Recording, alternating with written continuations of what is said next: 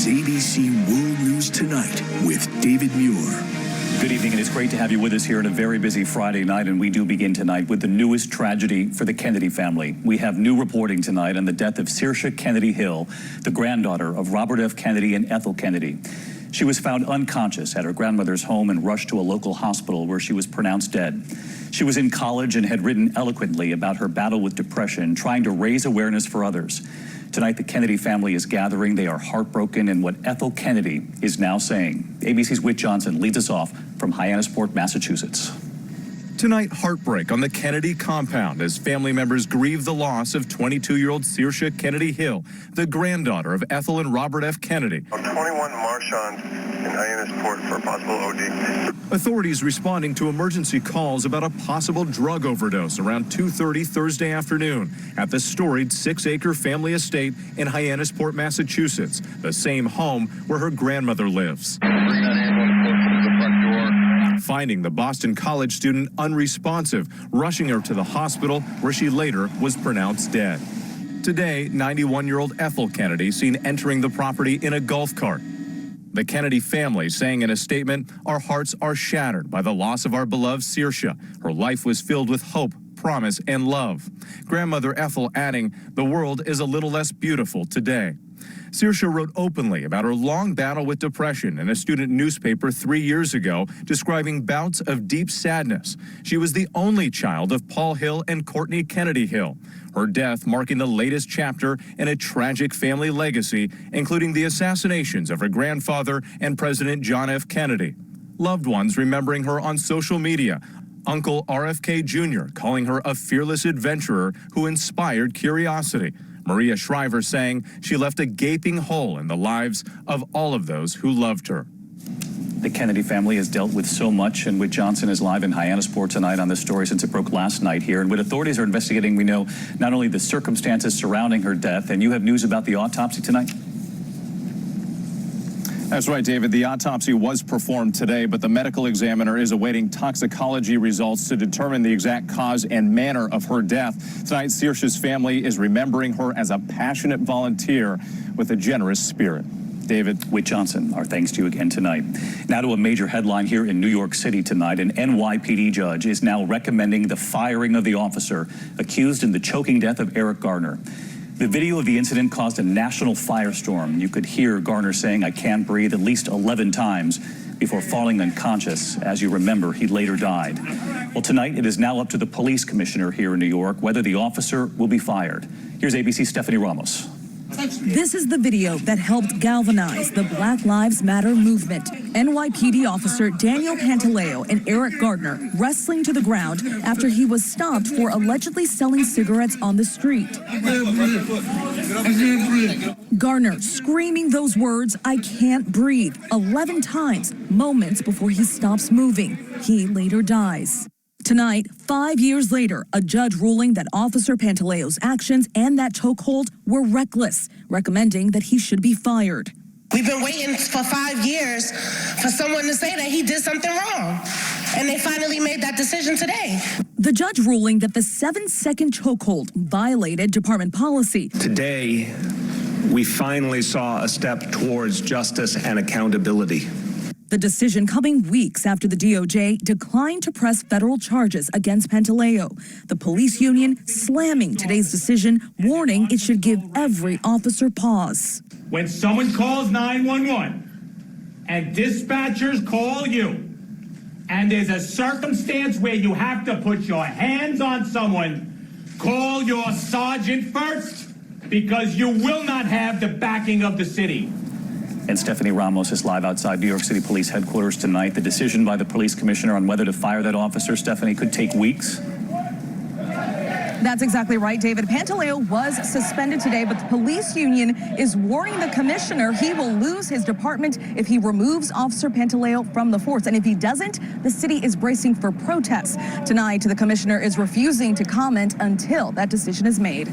David. We can hear those protests right there behind you. Stephanie, thank you. And there was another story today involving the police and the dangers they face during routine stops every day.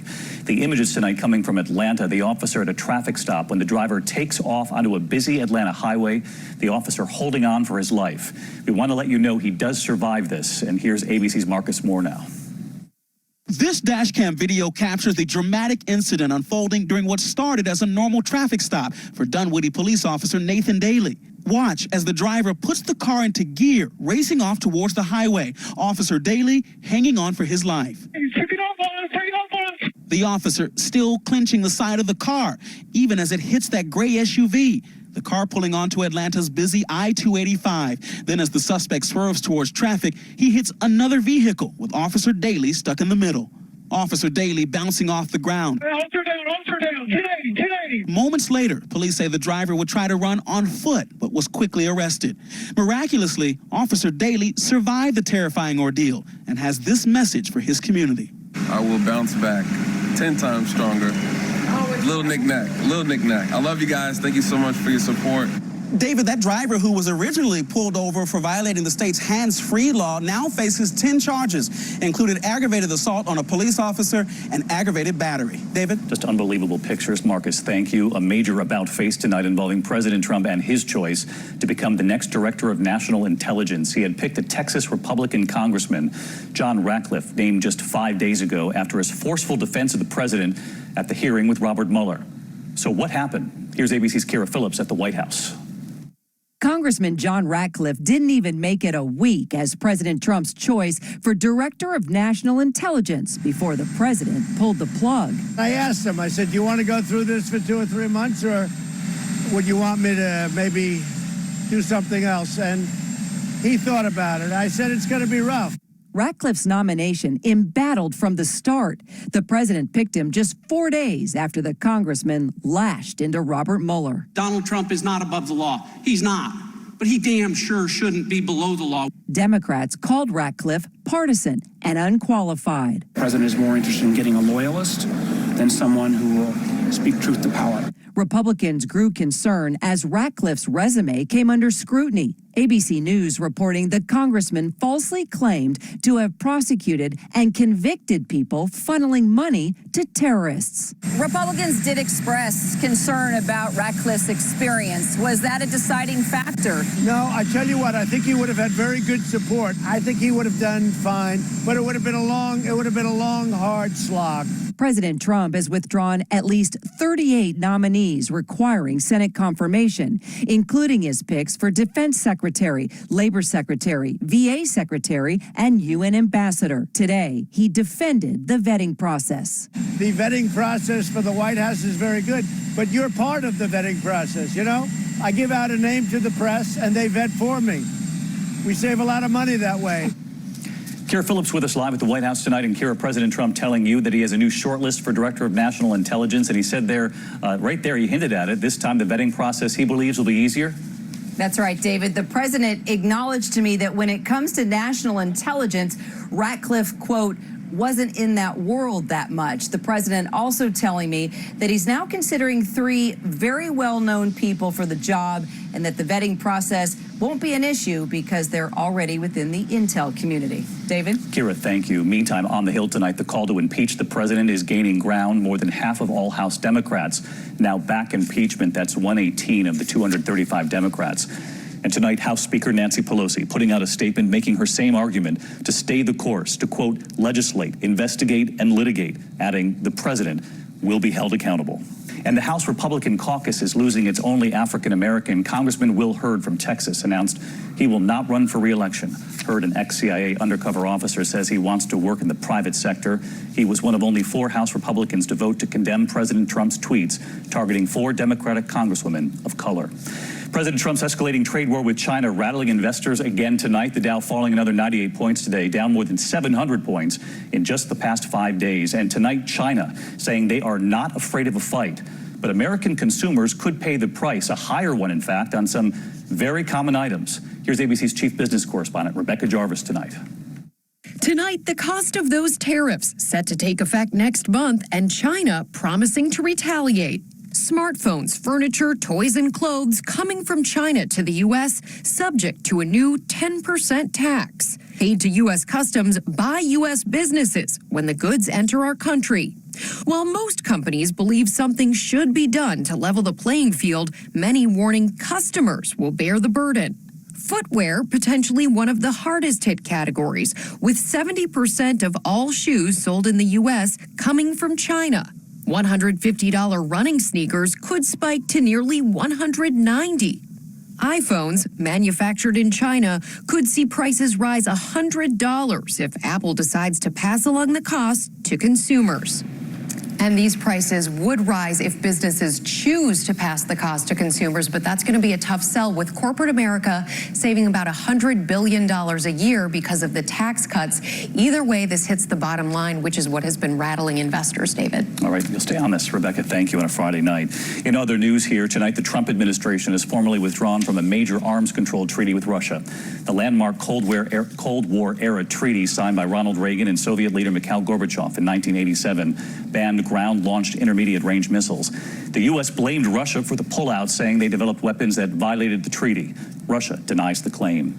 And there is new reporting tonight about the deadly rampage at that food festival in California. Newly released 911 calls this evening now reveal the chaos, the panic as shots rang out. And there's something else about the gunman and how he died. Here's Will Carr. Tonight, as the Associated Press is reporting that the Gilroy Garlic Festival gunman took his own life. We're seeing and hearing the raw emotion that poured out just seconds after that shooter attacked a packed festival. After surviving the Las Vegas massacre, Alicia Olive once again found herself in the middle of another mass shooting. This is not happening again.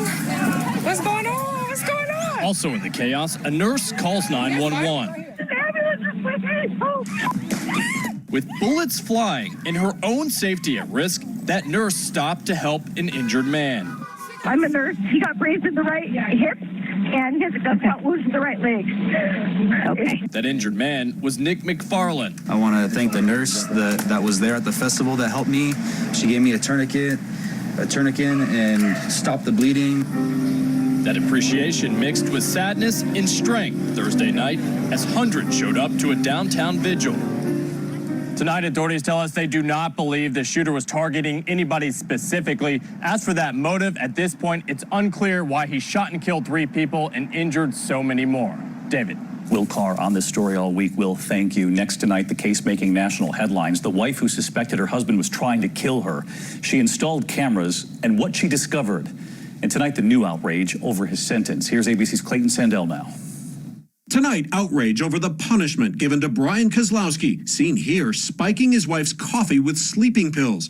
Kozlowski's now ex-wife says she installed the camera after the strange brew made her so drowsy she nearly crashed her car. This was not a case of poisoning. I believe this was attempted murder. Brian Kozlowski admits he regrettably placed over-the-counter sleeping aids in the coffee. He says he did it to make her too tired to run around all night, claiming she was cheating. He says he's now seeing a psychotherapist for treatment. He does have a sense of remorse. That apparent remorse enough to convince Judge Anthony Viviano to sentence Kozlowski to just 60 days in jail, and he can serve that time on weekends. His attorney says it's fair. He fashioned a sentence that took all of those factors into consideration. But prosecutors say he should have gotten 15 years. This is not the kind of case that you cut a break to. This is the kind of case where you hammer somebody. Judge Viviano is not commenting on his sentence. Prosecutors say they will appeal. David. Clayton, thank you. The artist A$AP Rocky is on his way home from Sweden tonight, pending a verdict in his assault trial.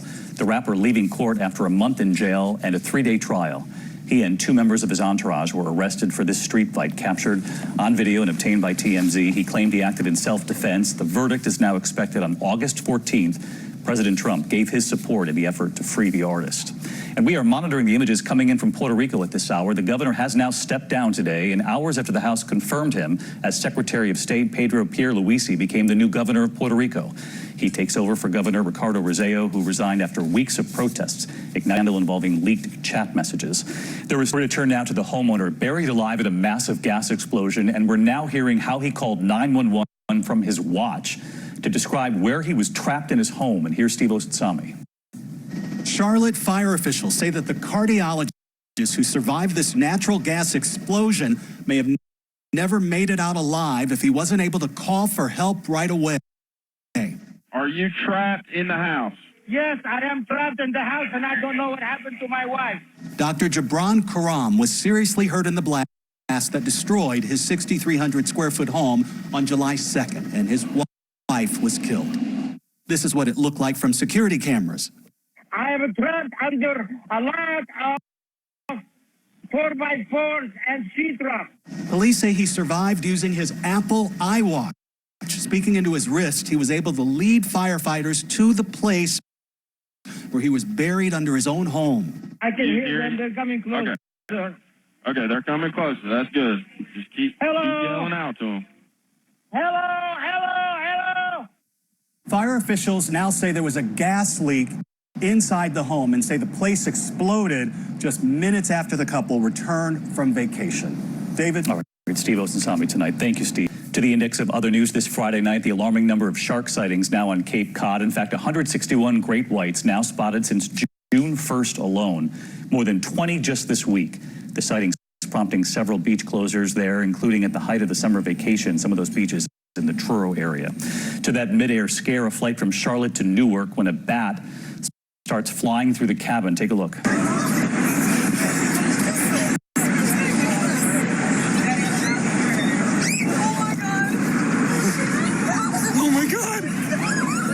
It was a Spirit Airlines flight. Passengers understandably upset. Flight attendants ducking for cover. They finally trapped the bat in a restroom. Now to the Entenmann's recall in 36 states tonight. The company pulling 5-pack boxes of Little Bites soft-baked cookies because they may contain small blue pieces of plastic. They say no injuries reported.